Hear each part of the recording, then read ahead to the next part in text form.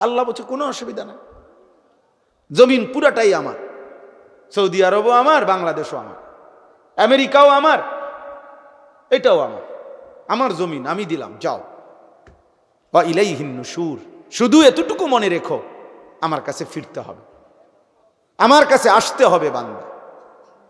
ওয়া ইলাইহি তুহশারুন, আল্লাহর কাছে তোমাদেরকে জমা হইতে হবে। এই জন্য তোমরা নওজোয়ান, স্বাভাবিকভাবেই আমরা পুরুষ, জীবন আমাদের কষ্টের, জীবন আমাদের সংগ্রামের, জীবন আমাদের মেহনতের, জীবন পরিশ্রমের। পুরুষ মানুষ অথচ গাফেল, চুল নিয়ে ব্যস্ত। কসম খোদার, এটা নারীর স্বভাব। খোদার কসম, তোর ভিতরে নারীর স্বভাব, তুই কাপুরুষ, বুজদিল, ভীরু,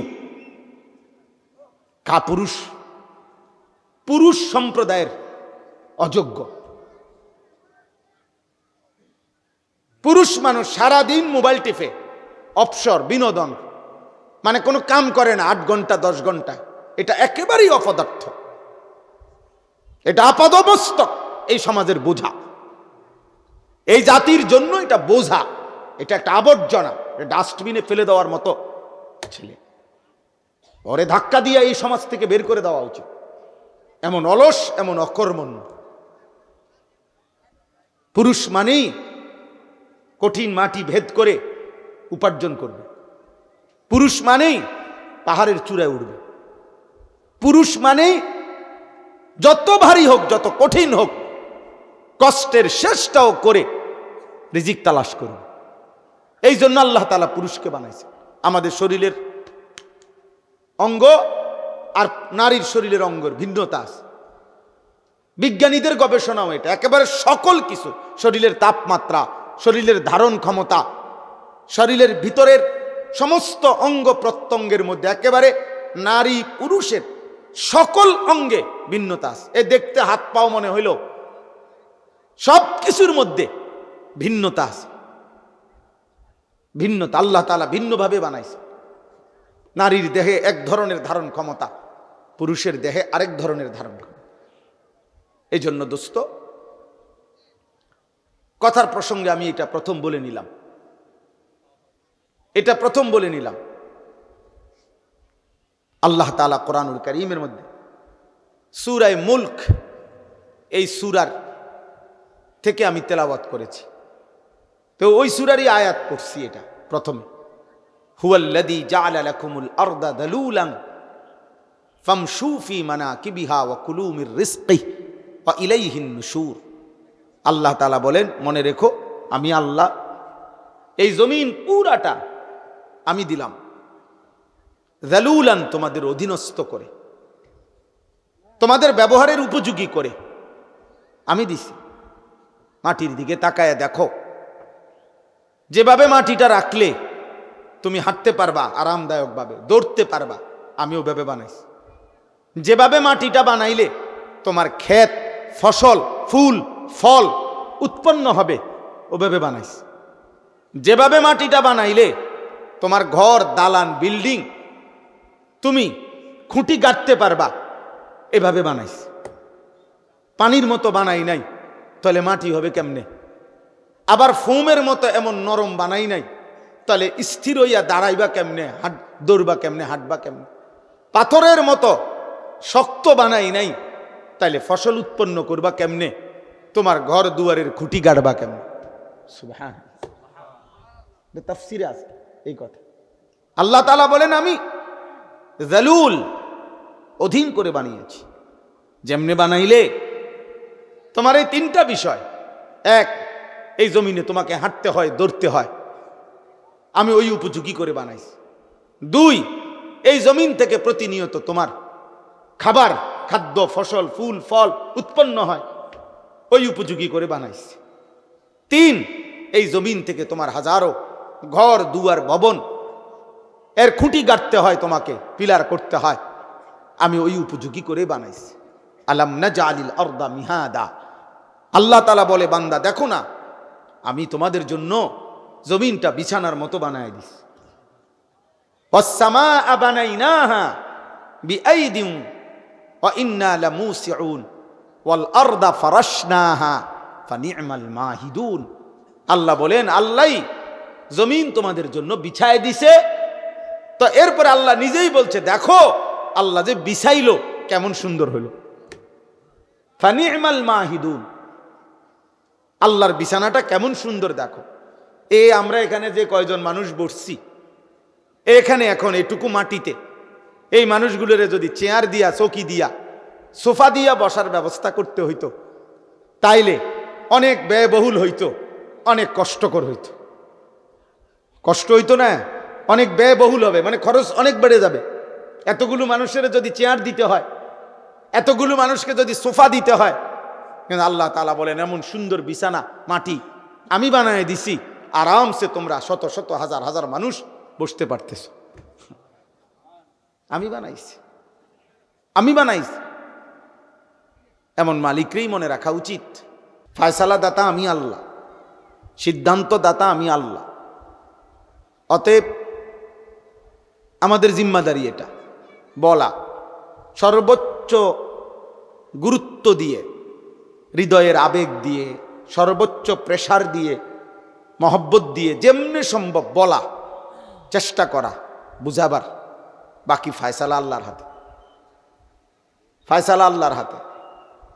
এই যে আমি অনেক সময়, আমি জীবনেও এটা মানি না, অনেক সময় অনেকে বলে যে হুজুর তার মেধা কম।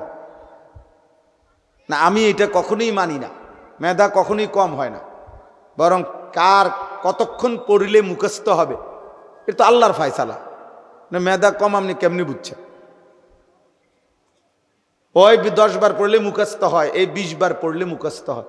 তো 10 বার পড়াওয়ালারটা মেধা বেশি, এইটা আপনি কেমনে ফয়সালা নিলেন? আরেকজন যে 2 বার পড়লেই মুখস্থ হয়, তো তার চাইতে তো আবার এর মেধা কম। তাহলে এইটা কোনো কথা না, বরং আল্লাহ তাআলার ফয়সালা। কে কখন বুঝবে, কতটুকু বুঝবে, কতটুকু আত্মস্থ করবে, তো আল্লাহ তাআলার ফয়সালা। এই জন্য দোস্ত, আমাদের জিম্মাদারি আন্তরিকতা নিয়ে বলা, আপনাদের জিম্মাদারি আন্তরিকতা নিয়ে শোনা, শোনা, আল্লাহর কথার প্রতি আন্তরিক হওয়া। আমার মতো বক্তা না, এমন 1 কোটি বাংলাদেশের না, সারা পৃথিবীর সবচেয়ে ভাইরাল বক্তা, সবচেয়ে বড় বক্তা বাংলাদেশের যদি হয়, সারা বিশ্বেরও যদি হয়, এরম যদি 1 লক্ষ বক্তা একত্র হয়, তার চাইতো কোরআনুল কারীমের 1 শব্দের তেলাওয়াতের দাম অনেক বেশি, অনেক বেশি, অনেক বেশি, অনেক বেশি, অনেক বেশি। কতটুকু বেশি এটা আন্দাজ করে বলার মতো সক্ষমতা আমার নাই। তাহলে এই কারি সাহেব কোরআনুল কারীম তেলাওয়াত করতেছে, এই জন্য আমি রাগ হয়ে গেছি ওই ভাইয়ের প্রতি। বেচারা হয়তো আবেগেই করছে, বুঝে নাই। কিন্তু এটা কোনোভাবেই সাধারণ বিবেকেও, সাধারণ কমন সেন্সও এটা হইতে পারে না। এরম বক্তা সক্তা আল্লাহর কোরআনের তেলাওয়াতের সামনে 2-4-10 হাজারেরও কোনো বেল নাই। আল্লাহর কোরআন দামি, কোরআনুল কারীম সব কিছুর ঊর্ধ্বে। 1 সাগর পানি যদি কোথাও প্রবাহিত হয়, আটলান্টিক মহাসাগরের পানি, 1 ফোঁটা তেল যদি আটলান্টিক মহাসাগরের উপরেও ছেড়ে দেয়, তো ঢেউ যত বড়ই হোক, নিয়ম হলো তেলটা উপরেই থাকে, তৈলাক্ত অবস্থাটা, মানে এটা নিচে যায় না। তাহলে এই পৃথিবীর যত আওয়াজ, যত সুর, যত কণ্ঠ, যত চিৎকার, যত হুঙ্কার, যতই হোক, সব একত্র করিলেও কোরআনুল কারীমের অক্ষর তার ঊর্ধ্বে, কোরআন শীর্ষে, কোরআনুল কারীম সবার উচ্চ। এজন্য ছেলেরা, বাবা, নওজোয়ান, তোমাদেরও বোঝা উচিত, একটি ওয়াজ, একটি মাহফিল, একটি ফাইজলামির জায়গা না। কোনোভাবেই যদি তুমি ফাইজলামি ছাড়তে না পারো, তুমি অন্য কোথাও করলে ভালো। সব জায়গায় বেয়াদবি করতে নাই। আল্লাহর ঘর মসজিদ, দ্বীনি মজমা, আল্লাহর ঘর কাবা, রাসূলুল্লাহ সাল্লাল্লাহু আলাইহি ওয়াসাল্লামের রওজা, এরকম বরকতময় কোনো জায়গায় সবখানেই ফাজলামি করতে নাই। এই জন্য অনেক ছেলে আছো তোমরা, এই সর্বত্রই মনে করো সব সময়টাই হাসি ঠাট্টা, হই হুল্লুর, রং তামাশা, ফাজলামি, বান্দরামি, সব জায়গায় একই রকম। ঘরে যা, বাহিরেও তা, মাহফিলও যা, বাজারেও তা, এক রকম। না রে বাপ, এটা ঠিক না। কমপক্ষে এতটুকু উপলব্ধি থাকা উচিত যে আমি এখন কোথায় আছি। আসহাবুত তামিজ, এটা অনেক বড় নিয়ামত, মানে পার্থক্য শক্তি থাকা, এটা বুঝা আর কি, যে কোনটা হালাল কোনটা হারাম, কোনটা উচিত কোনটা অনুচিত, কোনটা জায়েজ কোনটা না জায়েজ, কোনটা পাক কোনটা না পাক, কোনটা সঠিক কোনটা ব্যাঠিক, কোনটা ন্যায় কোনটা অন্যায়, কোনটা উচিত কোনটা অনুচিত। এতটুকু বুঝ, দিমাগ থাকা, বিবেক থাকা, বোধ থাকা, বিবেচনা বোধ থাকা একজন সুস্থ স্বাভাবিক মানুষ হওয়ার জন্য কমপক্ষে এটুকু জরুরি। যার কাছে পেশাব পানি ভিন্ন মনে হবে, যার কাছে পায়খানা বিরানি ভিন্ন মনে হবে, যার নাকে পেশাবের দুর্গন্ধ লাগবে, যার নাকে পানির পবিত্রতাও মনে হবে, এটা বুঝে সে আলাদা। পেশাব পানি বরাবর না, মদ মধু বরাবর না। এই পার্থক্য, এতটুকু পার্থক্য বোধ যার মধ্যে নাই, ও মূলত জানোয়ার। কারণ কোনো জানোয়ারের এই পার্থক্য নেই। গরু, ছাগল, কুকুর, বিড়াল, এদের কোনো হালাল হারাম বলতে কিছু নেই, পাক না ফাকের কিছু নেই, জায়েজ না জায়েজের কিছু নেই। তার কাছে সবই বরাবর, পায়খানা বিরানি সব বরাবর, তার কাছে পেশাব পানি বরাবর, সবই বরাবর। কিন্তু আমরা মানুষ, তদুপরি শুধু মানুষ না, আমরা মুসলমান, আমাদের স্টেজ অনেক ঊর্ধ্বে। শুধু মানুষ হইলেই এর দূর থাকা দরকার, সেখানে মুসলমান হইলে তার চাইতে বেশি দরকার।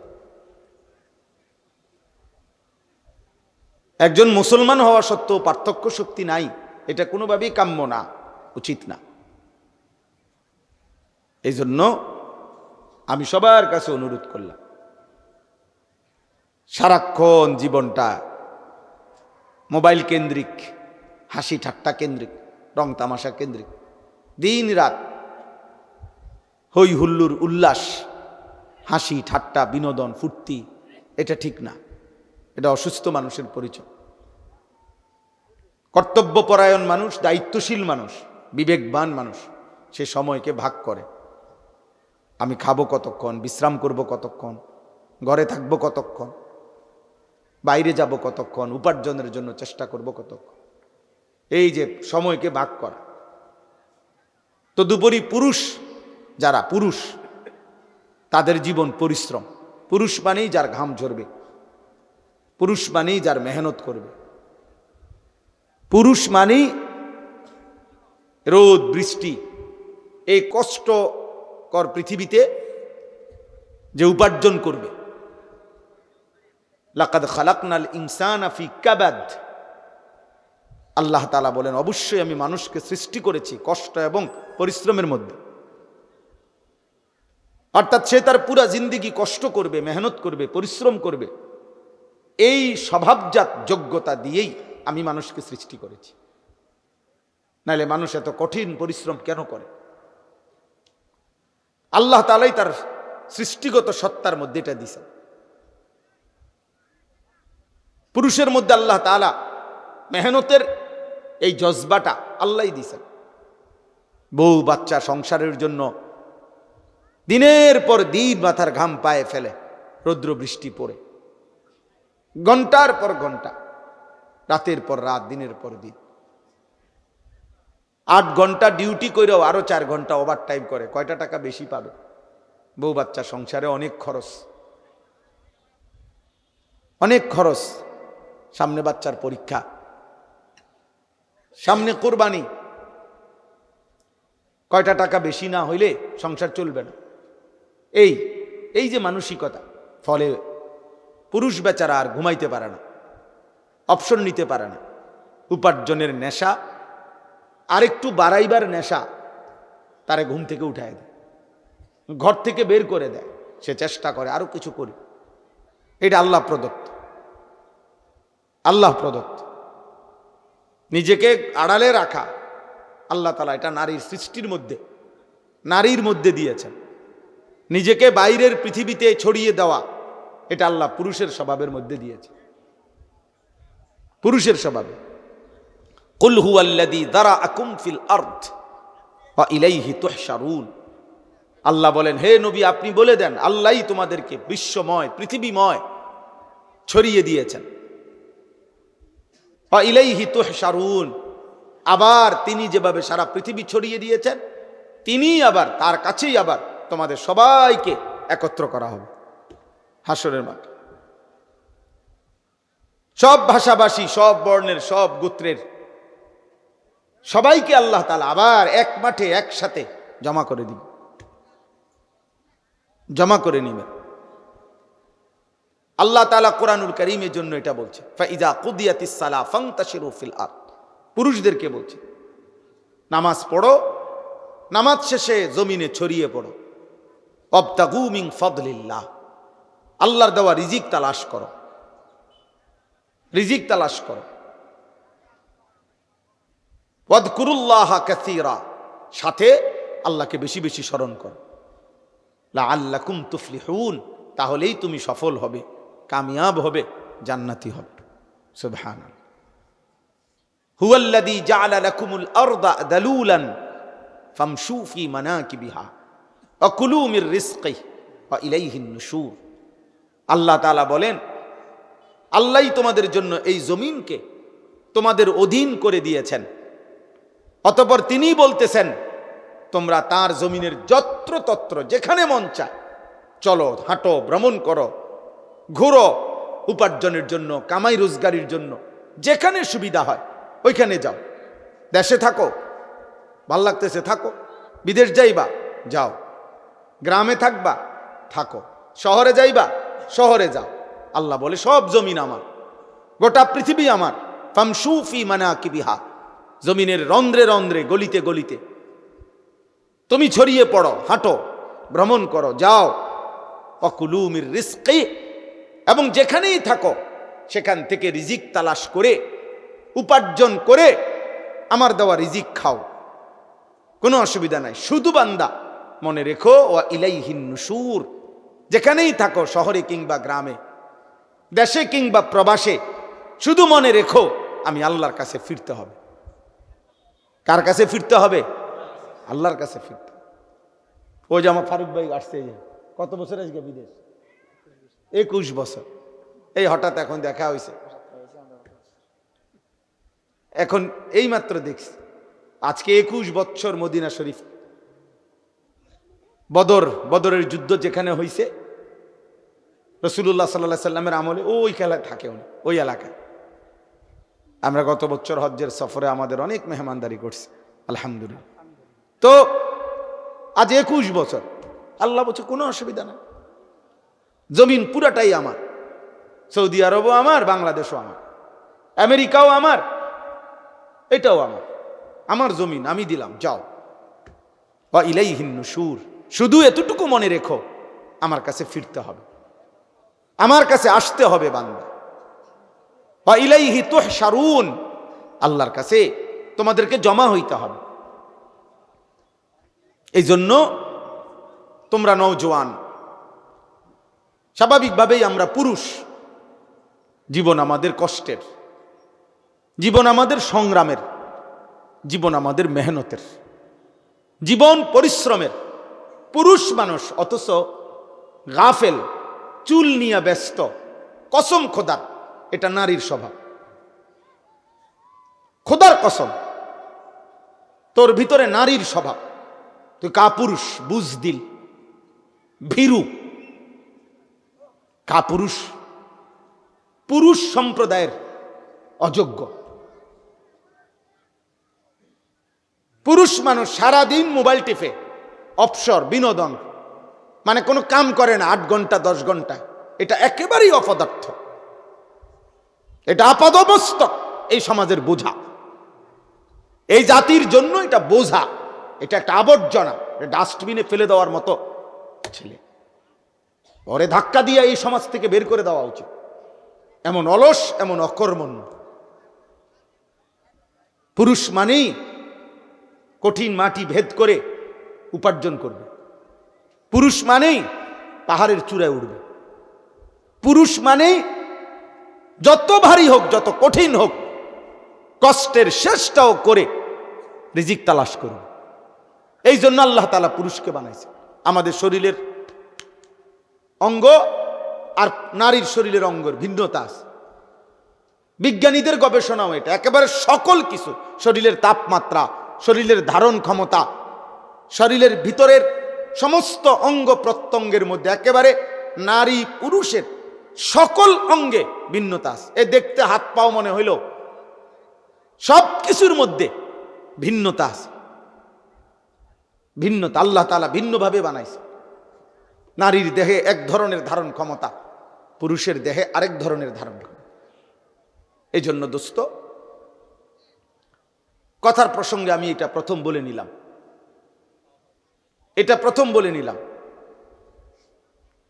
আল্লাহ তাআলা কোরআনুল কারীমের মধ্যে সূরা মুলক, এই সূরার থেকে আমি তেলাওয়াত করেছি, তো ওই সূরারই আয়াত পড়ছি। এটা প্রথমে, হুয়াল্লাযী জাআলা লাকুমুল আরদা দালুলান ফামশু ফি মানাকিবিহা ওয়া কুলু মির রিজকিহি ওয়া ইলাইহিন নুশুর।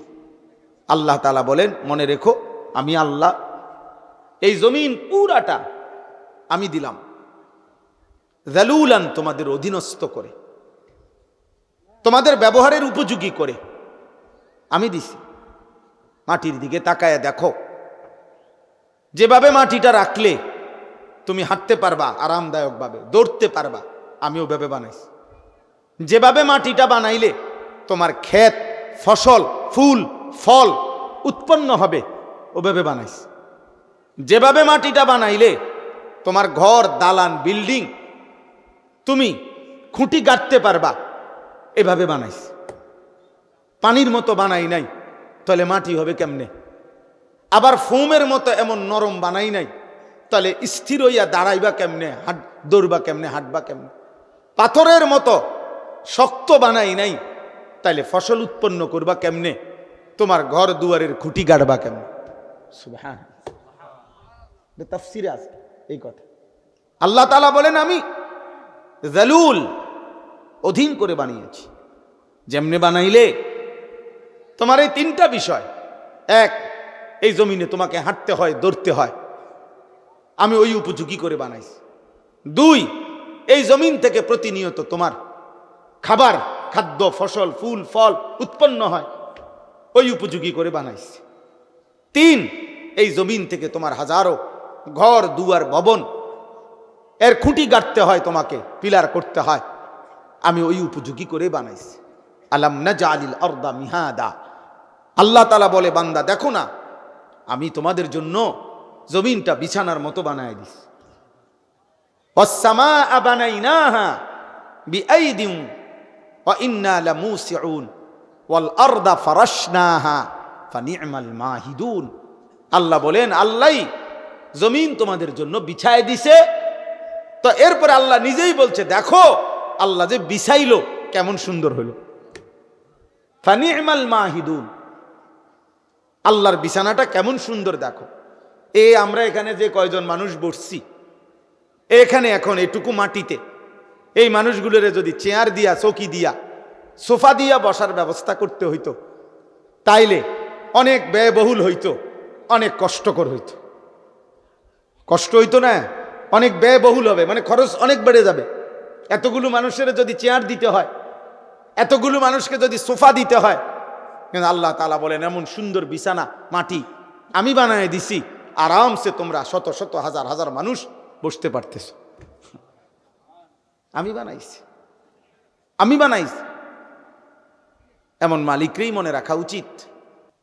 কৃতজ্ঞতা, শুকরের মেজাজ, এটা তো একটা সৃষ্টিগত স্বভাব। মানুষ 5 টাকার কেউ তাকে আপ্যায়ন করলে সে তার প্রতি কৃতজ্ঞ থাকে। একটা চিপস কাউকে দিলে, বাচ্চাকে যদি কেউ চিপস দেয়, একটা চকলেট দেয়, তো ভদ্র ফ্যামিলির মা বাবা বাচ্চাকে বলে দেয়, চাব্বু আঙ্কেলকে থ্যাংক ইউ দাও, ধন্যবাদ জানাও, আঙ্কেল তোমাকে একটা চিপস দিছে। তাহলে একটা 10 টাকার চিপসের যদি কৃতজ্ঞতা হয়, তো এই কোটা কায়নাত যিনি দিয়েছেন তার প্রতি কৃতজ্ঞতা হয় না? তো তোমরা যারা নামাজ পড়লা না, তোমরা আল্লাহর সাক্ষী রেখা মুসলমানের বাচ্চা হইলে বলো তো, এই তোমরা সবাই এশার নামাজ পড়ছো নি? বলো ভাই। এখন যদি তোমাদেরকে যারা যারা এশার নামাজ পড়ো নাই ঘাট ধরে যদি বাইর করে দেওয়া হয়, হ্যাঁ, কি পরিমাণ লজ্জিত হবা? কোন ফেরেশতা যদি তোমার ঘাড় বরাবর একটা একটা টানা চক্কনা মারে, থাপ্পড় মারে, যে বেয়াদব, কোন লজ্জায় মুসলমানের দ্বীনি মজলিসের মধ্যে বসলি, তখন কি হবে? কিছু প্রতিবন্ধী এখনো হাসে, কিছু প্রতিবন্ধী যে বুঝছে যে আমারই বলতেছে, কিন্তু বাকি আমারে হাসি আসতেছে আমার। আহারে বেহায়া, হায় নির্লজ্জ, এটুকু লজ্জাও তোর চলে গেছে, এটুকু বিবেকও চলে গেছে। কাকে বলতেছে? যে আমাকেই বলছে। অনেক মানুষ এই বিষয় কোরআনুল কারীমের মধ্যে আছে, আল্লাহ তাআলা বলছে ওয়ালাউ ইউআখিযুল্লাহুন নাসা বিমা কাসাবু, আমি আল্লাহ তাআলা যদি প্রত্যেককে তার পাপের কারণে নগদ এই দুনিয়ায় ধরতাম, একটি পাপের শাস্তি পূর্ণ দিতাম, মা তারাকা আলা যাহরিহা মিন দাব্বাহ, তাহলে আমার জমিনে একটা প্রাণী আমি আল্লাহর 1 সেকেন্ড নাফরমানি করে পরবর্তী সেকেন্ড আর ঘাড় সোজা করে, পিঠ সোজা করে হাঁটতে পারতো না। আমি রহম করি বান্দা, আমি দয়া করে ছেড়ে দিচ্ছি, নয়তো তোর মতো 14 বছরের নাফরমান, তোর মতো 16 বছরের নাফরমান যে আল্লাহকে একটা সেজদা দিলি না, তোর মতো এত কম বয়সী নাফরমানকে যদি ফেরেশতা ফাসাতে একটা লাথি মারে, তো তোরে পৃথিবীর ওই প্রান্তে পাঠাই দিবে এক লাথিতে। একটা লাথি দিলে তুই পৃথিবীর ওই প্রান্তে গিয়া পড়বি বেটা নাফরমান। আল্লাহকে চেনো না বেয়াদব, সৃষ্টিকর্তাকে চেনো না বেয়াদব। কি শিখলা জীবনে? কি শিখলা? কি চিনলা বেটা? থুতু বেটা তোদের কপালে বেটা, বেনামাজি যেগুলা বেনামাজি তোরা, তোদের কপালে থু থুতু, তোদের কপালে বেটা থুতু।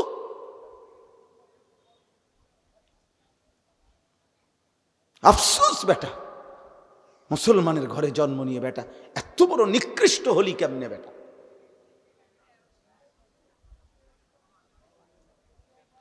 মোবাইলের নর্তকী দেখে কয়জনের ঘরে কোন নর্তকী আসছে? 30 বছরও যদি বেটা মোবাইলের নর্তকী দেখো, ওই নর্তকী তোর ঘরে আসবে কোনোদিন? আর সে আসলে তাকে দিয়ে করবি কি তুই? ওর কিছু আছে? ওর যা ছিল তো টাকার মূল্যে বিক্রি করে দিছে, ও তো তার রূপ দেখাইয়া বিক্রি করে দিছে টাকা দিয়া, তো ওর আছে কি আর? আল্লাহ আমাদেরকে হায়া দান করে। আব্বা ভাবতে শেখেন, মুসলমানের সন্তান তুমি যদি না ভাবো, আব্বা তোমাকে নিয়ে কেউ ভাবার টাইম নেই। স্বার্থপর এই দুনিয়া, ব্যস্ততম এই দুনিয়া, মানুষ সবাই নিজেকে নিয়ে ব্যস্ত, কারো হাতে সময় নাই। লক্ষ লক্ষ বাবার হাতে টাইম নাই, সন্তানের পিছনে সারাক্ষণ যত্ন নিবে এই টাইম বাপের হাতে নাই। লক্ষ লক্ষ মায়ের হাতে বর্তমানে সময় নাই। মহিলার মোবাইল 3টা, ঘরে টেলিভিশন, মহিলা প্রত্যেক দিন বাজার আর মার্কেট, 3 পিস কিনতে কিনতে বেডির চলে গেছে জীবন, জুতা কিনতে কিনতে বেডির সময় চলে গেছে। তোমার খবর নিবে কে? কেউ নাই আব্বা, এই সমাজ বড়, কেউ নাই, কেউ নাই। এই জন্য তোমরা এই বেশি পরিমাণ নষ্ট হয়ে যাচ্ছ। আগলাইয়া নেওয়ার মতো কেউ নাই, টেনে ধরবার মতো কেউ নাই। ডাকবার মতো কেউ নাই। আমার মা বলছিল, আমার মা, যে আমার বড় ভাই, মা সব সময় বলতো এটা, যে ফুত তোর বড় ভাই যখনই কেন্দ্রীয় পরীক্ষা বোর্ড পরীক্ষা দিত, মা বলছে প্রত্যেক পরীক্ষার সময় বাপ আমি যতদিন আমার ফুতে পরীক্ষার হলে ছিল, আমি বলা যায় এই 2 ঘন্টা 3 ঘন্টাও কোনো কোনো সময় 1 ঘন্টা 2 ঘন্টা নামাজের সেজদার মধ্যে থাকতাম, আল্লাহকে সেজদা দিয়ে কানতাম আর বলতাম, আল্লাহ আমার প্রথম সন্তান বেইজ্জতি করেন না, আমার প্রথম সন্তান যদি ভুল পথে যায় আমার বাকি সন্তান সব ভুল হয়ে যাবে। আমার মা বলতেন এটা।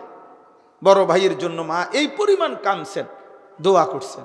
আলহামদুলিল্লাহ, মার 4র্থ শ্রেণী পড়ুয়া মা, হুদা ক্লাস 4 স্কুলে আমার আম্মা পড়ছে বেটা, এই কদ্দুর বেটা। আমার মায়ের পড়ালেখা প্রাইমারি পাস করে নাই মা, কিন্তু মায়ের চোখের পানির বদৌলতে মার হায়াতে ওনার 5 ছেলেই আলেমে দিন হয়েছে। মা এখনো জীবিত আছে, আলহামদুলিল্লাহ। আল্লাহ তাআলা বলেন, বান্দা ওয়া ইলাইহিন নুশুর, পৃথিবী আমার, জমিন আমার, খাও কোনো মানা নাই, হাজারো আইটেম খাও কোনো সমস্যা নাই বান্দা, উপার্জন করো, রোজগার করো, বাজার করো, ব্যবসা করো, বিদেশ করো, কোনো সমস্যা নাই, ভবন করো, বিল্ডিং করো, কোনো মানা নাই বান্দা।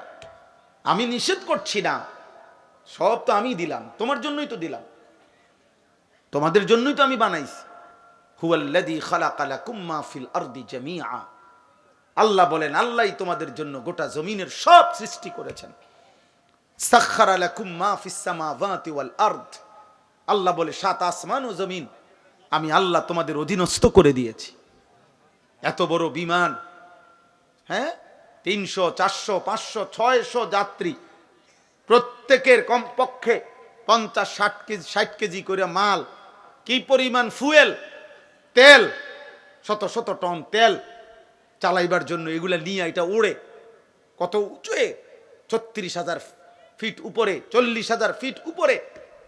আল্লাহ তাআলা বলেন বাতাসকে এইভাবে নিয়ন্ত্রণ করে এই বিমান উঠতেছে, এটা আমি আল্লাহ তোমাদের অধীন করেছি।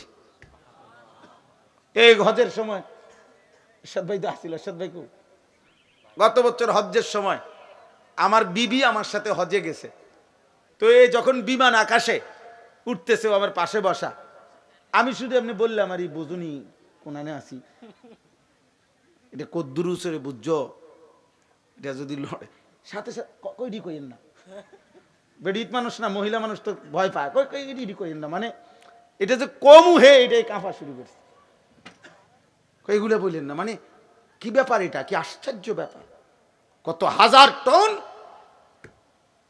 মাল মানুষ ওজন নিয়ে সে উঠতেছে।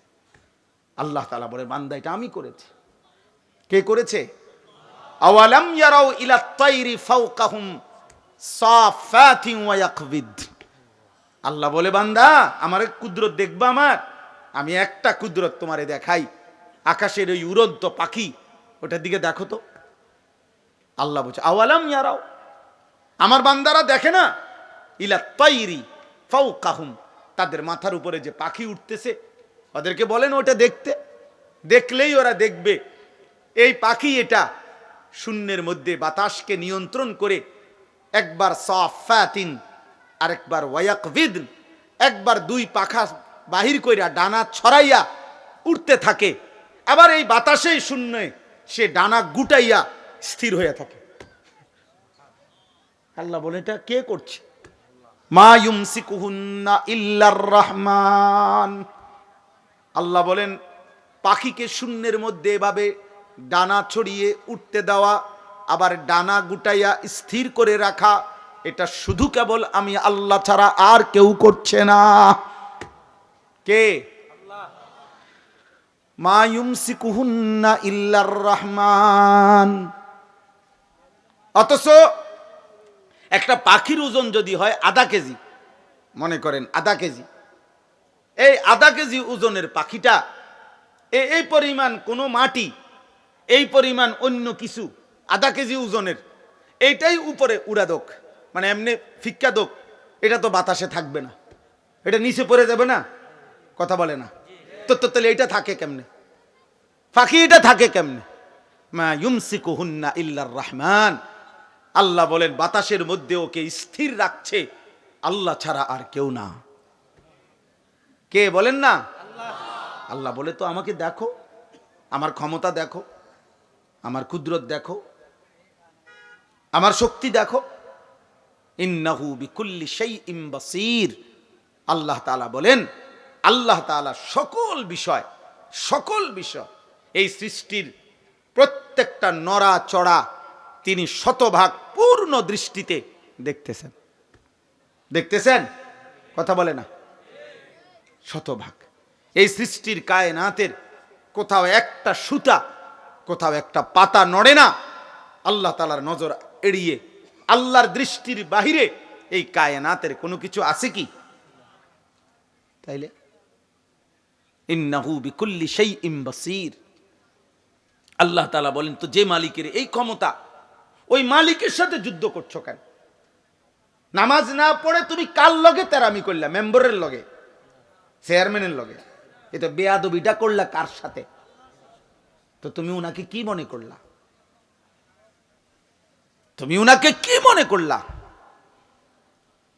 আহা, মোবাইল ধরো না, এই ফালতু, কিন্তু উঠে যাও। এই বেটা, তোমাকে বলছি, এই লাল গেঞ্জিওয়ালা, আবার হাসে ডানে ভাবে। তোমারে বললাম বেটা।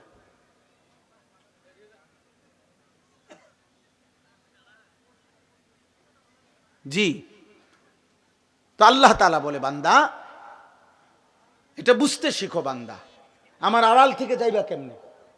আমার নজর থেকে আড়াল হইবা কেমনে?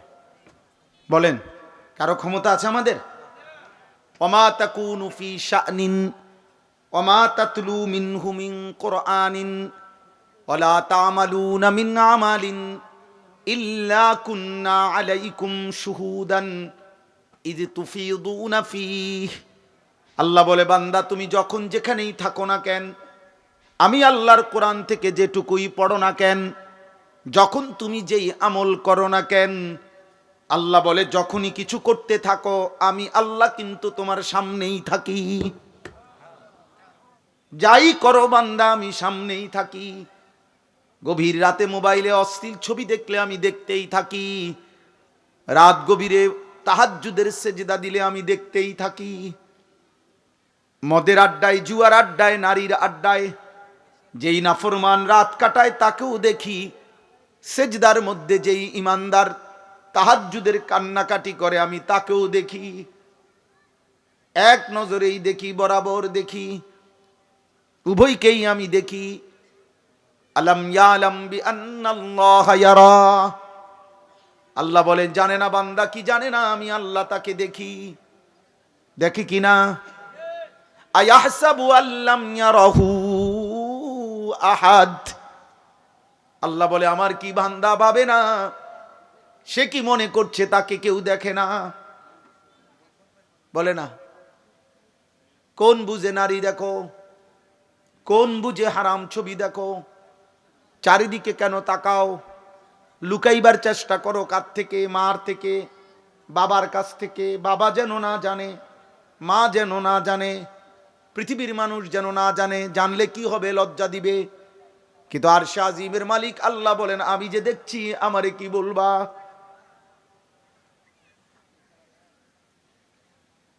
দুনিয়ার মা দেখলে থাপ্পড় দিবে, আমি তো জাহান্নামে ফেলে দেব। দুনিয়ার মানুষ জানলে ছি ছি বলবে। রব্বুল আলামিন বলেন, আমি তো নাফরমান, তোকে জাহান্নামে ফেলবো। কাল্লা ইন্নাহা লাযা নাযাআতাল লিশ-শাওয়া। আল্লাহ বলে, কিয়ামতের দিন কোনো অবস্থাতেই কোনো নাফরমান মাফ করা হবে না। হাসরের ময়দানে মাফ হবে না। হাসরের ময়দানে বিচার হবে। বিচারের মাধ্যমে যে জাহান্নামের ফয়সালা হবে তাকে ধাউ ধাউ জাহান্নামের আগুনে ফেলা হবে। নাযাআতাল লিশ-শাওয়া, এক সেকেন্ডের আগুন তার সারা দেহের চামড়া খুলে ফেলবে, চামড়া খসে ফেলবে। তামাশা মনে করো না। মা হয়তো তোমারে ধরতে পারে নাই, বাপ ধরতে পারে নাই, এই সমাজের কেউ আর তোমার লগে কুলাইতারল না। তোমার অসভ্যতার, তোমার নোংরামি, তোমার বান্দ্রামি, তোমার নোংরা জীবন, নষ্ট জীবনের সামনে হয়তো কেউ পারলো না, কিন্তু আল্লাহ, তার সাথে তুমি পারবা কেমন? ওয়ালাকাদ কাযযাবাল্লাযীনা মিন ক্বাবলিহিম ফাকাইফা কানা নাকির। আল্লাহ বলেন, প্রত্যেক যুগে পিছনের দিনে যারা যারা আমি আল্লাহর কথাকে মিথ্যা মনে করেছে, খবর নিয়ে দেখো তাদের সেই মিথ্যাবাদিতার পরিণতি কি হয়েছে। দেখো বান্দা, জিজ্ঞেস করো ফেরাউনের কি হয়েছিল, নমরুদের কি হয়েছে, কারুনের কি হয়েছে, নূহ আলাইহিস সালামের কওম, লূত আলাইহিস সালামের কওমের কি হয়েছে। কেন আল্লাহ কাউকে পানিতে ডুবাইলেন, কেন আল্লাহ কাউকে ঝড় তুফানে শেষ করে দিলেন, কেন আল্লাহ কাউকে পানিতে ডুবাইয়া ফেললেন, কেন বন্ধু? আল্লাহর নাফরমানি, বলে না? কারণটা কি? আল্লাহর নাফরমানি ছাড়া আর কিছু? কথা বলে না? ফেরাউন ডুবলো কেন? হ্যাঁ।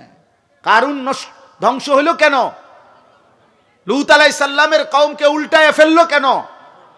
নূহ আলাইহিস সালামের কওমকে পানিতে ডুবায় ফেললো কেন? গুনাহ, গুনাহ, নাফরমানি, আল্লাহর অবাধ্যতা। তো তুমি তা করে বাঁচবা কেমনে? আজ না হোক কাল তো কবর পর্যন্ত পৌঁছতে, এরপরে মৃত্যুর সামনে মুখোমুখি হলে তারপরে আল্লাহ আমাদেরকে বুঝ দান করেন। এজন্য সূরা মুলক, এই সূরার যে আয়াত আমি পড়তেছিলাম, প্রথম আয়াত এটা পড়লাম। আল্লাহ তাআলা বলেন, আমার একটা কুদরতের নিদর্শন দেখাইলাম, তুমি পাখির দিকে তাকিয়ে দেখো, এটা কখনো ডানা ছড়িয়ে উঠতে থাকে, কখনো ডানা গুটাইয়া স্থির হয়ে থাকে, কিন্তু উভয়টাই বাতাসকে নিয়ন্ত্রণ করে নিচে পড়ে যায় না। আল্লাহ তাআলা বলেন, এটা আমি করছি, এটা আমি করছি, আমি সব দেখি। আমার একটা একটা মাখলুক, এই যে ছোট্ট পোকাটা উঠতেছে, আল্লাহ তাআলা বলেন এটা আমার ক্ষমতায় উঠতেছে,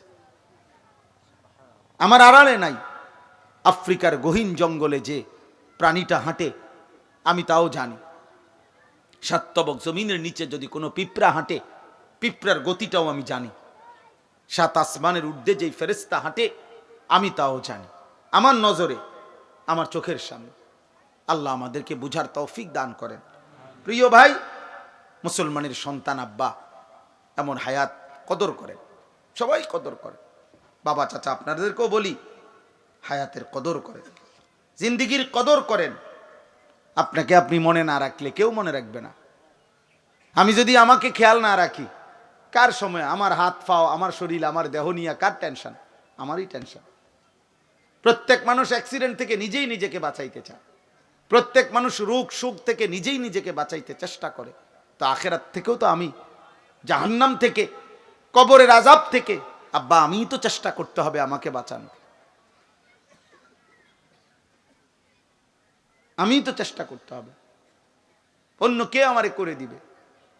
ওয়ালা তাজিরু ওয়াজিরাতুন বিজরা উখরা, আল্লাহ তাআলা কোরআনুল কারীমের মধ্যে বলছে।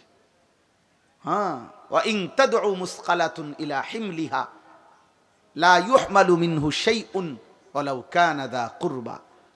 কিয়ামতের দিন সবচেয়ে ঘনিষ্ঠ আত্মীয়কেও কেউ যদি কারো পাপের একটু বোঝা বহন করতে বলে, আল্লাহ বলে কেউ কোনো পাপের বোঝা, নিকটাত্মীয়, আপন স্ত্রী, সন্তান, মা বাপ, এরাও কারো পাপের বোঝা এক বিন্দু বহন করতে রাজি হবে না।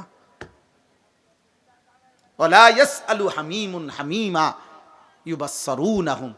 আল্লাহ তাআলা বলেন, এই চোখে সরাসরি দেখা সত্ত্বেও ঘনিষ্ঠ বন্ধু, অকৃত্রিম বন্ধু, কিয়ামতের দিন একজন আরেকজনকে দেখেও কেউ কাউকে কিছুই জিজ্ঞেস করবে না। ফাইযা নুফিখা ফিস সূরি ফালা আনসাবা বাইনাহুম ইয়াওমাইযিন ওয়ালা ইয়াতাসাআলুন। আল্লাহ তাআলা বলে, কিয়ামতের দিন যখন ইসরাফিল ফু দিবে, হাসরের ময়দান দাঁড়াবে, তো কেউ কাউকে কিছুই রক্ত বংশের আত্মীয়তার পরিচয় দিবে না, কেউ কাউকে কিছু জিজ্ঞেসও করবে না।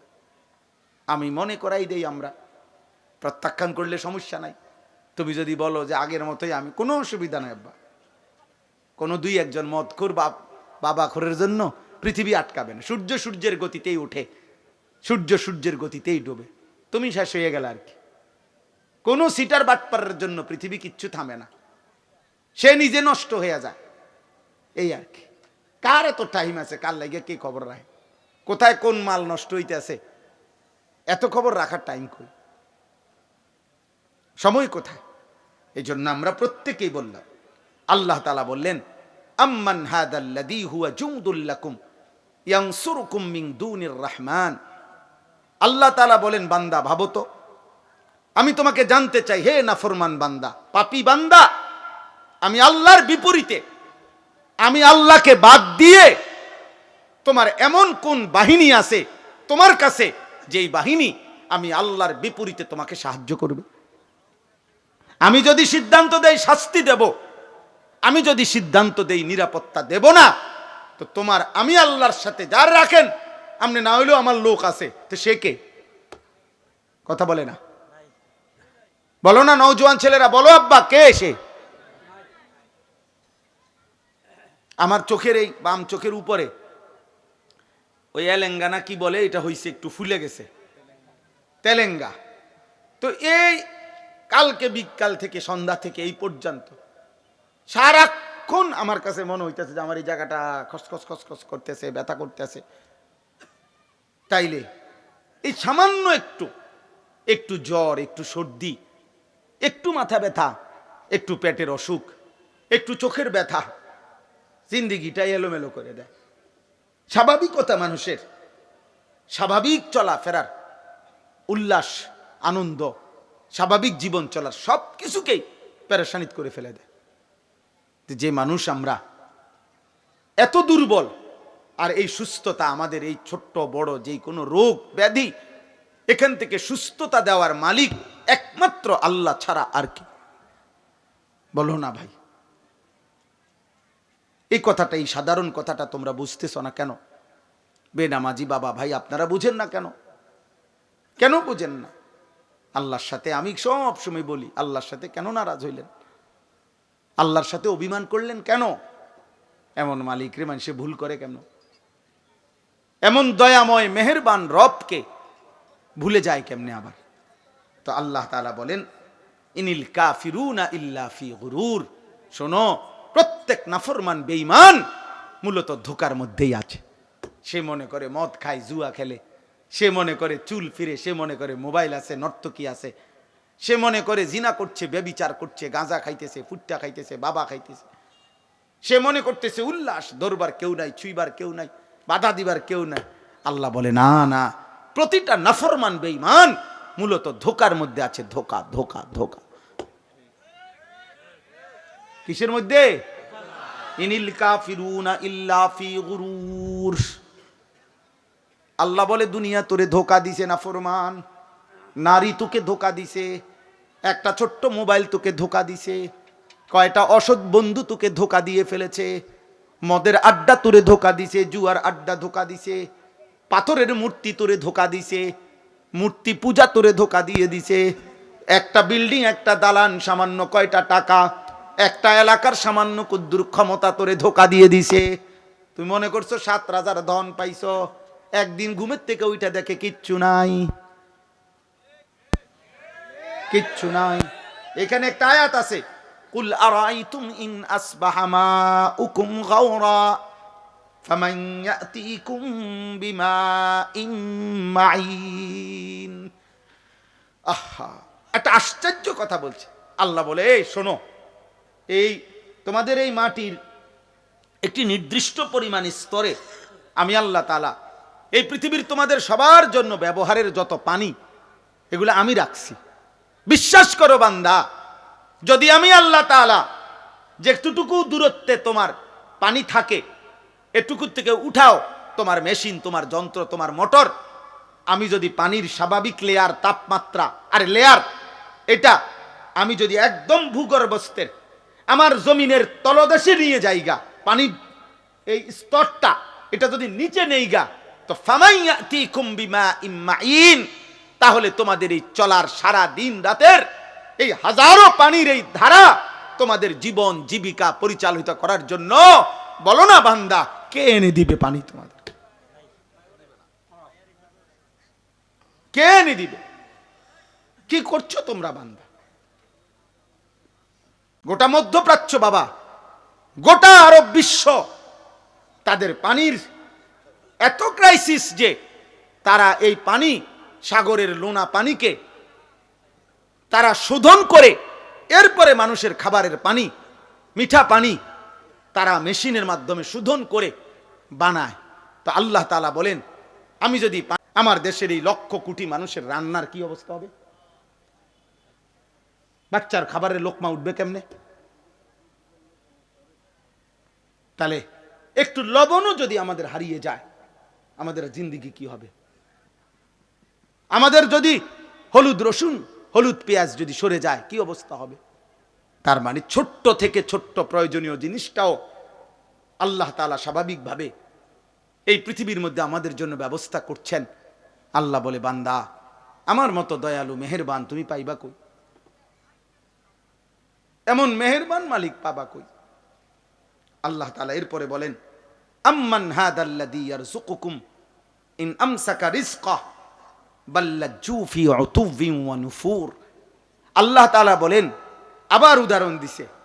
আল্লাহ তাআলা বলে, বান্দা, এই যে প্রতিদিন প্রতি মুহূর্তে আমি তোমাদের যে রিজিক দেই, খাদ্য, খাবার, পানীয়, ফুল, ফল, ফসল, খাবার, এই যে রিজিক, আল্লাহ বলে যদি একদিন আমি আল্লাহ তোমাদের রিজিক বন্ধ করে দেই, তো আমি আল্লাহকে বাদ দিয়ে তোমাদের কে সে যে তোমাদের মুখে খাবার তুলে দিবে? বলো না ভাই, নওজোয়ান ভাই, বলো না। এমন মালিক রে কেমনে সেজদা না করে ঘুমাও?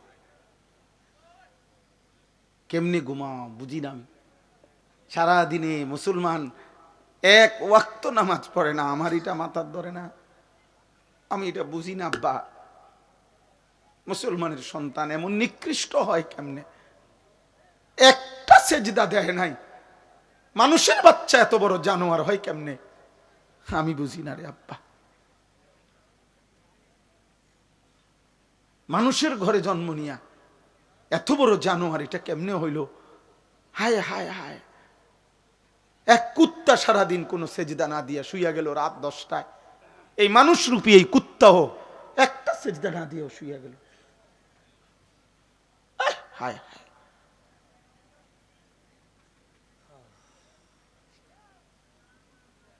আয় হায়।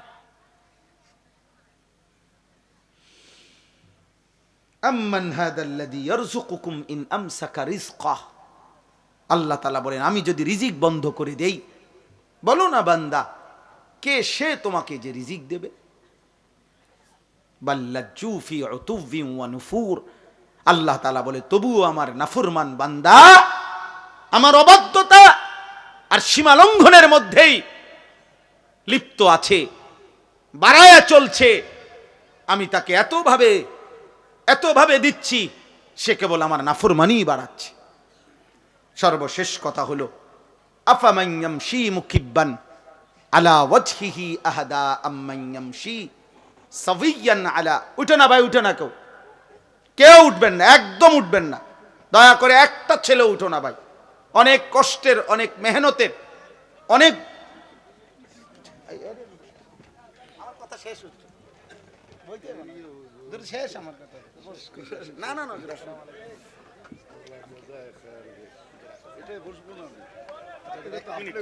এক মিনিট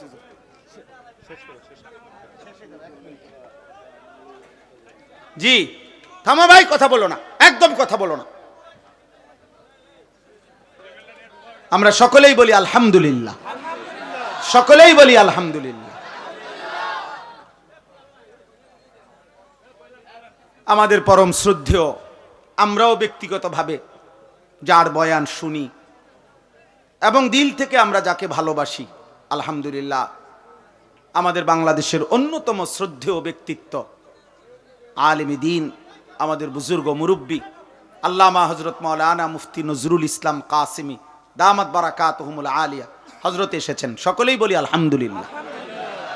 আমার কথা শেষ ভাই, নওজোয়ান ভাই, মুসলমানের সন্তান, সবার কাছে এটা কথা। আব্বা, হযরত সব সময় কাঁদা কাঁদা দরদ দিয়া হৃদয়ের আবেগ দিয়া বলে, সব সময় হায় হায় এক শব্দ উচ্চারণ করলেই ভাল লাগে।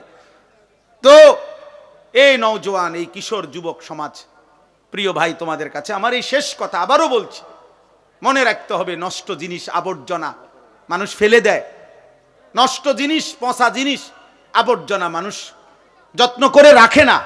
অতএব তুমি যদি নারী, ছবি, অশ্লীল দৃশ্য, বেহায়াপনা, অসভ্যতার মাধ্যমে নিজেকে নষ্ট করে দাও, চরিত্রহীন যুবক, এই সমাজের কেউ তোমারে ভাববে না, টেনে আনবে না, একদিন নিজেই নিজে হারায় যাইবা। পৃথিবী কোনোদিন মনেও রাখবে না। আর আসমানওয়ালা রব হাসরের ময়দানে বলবে, ফাযুকু বিমা নাসিতুম লিকা ইয়াউমিকুম হাদা ইন্না নাসিনাকুম। নাফরমান, সেদিন দুনিয়ায় তুমি আমারে ভুলে গিয়েছিলে, আজ হাসরের ময়দানে আমি আল্লাহ তোকে ভুলে গেলাম।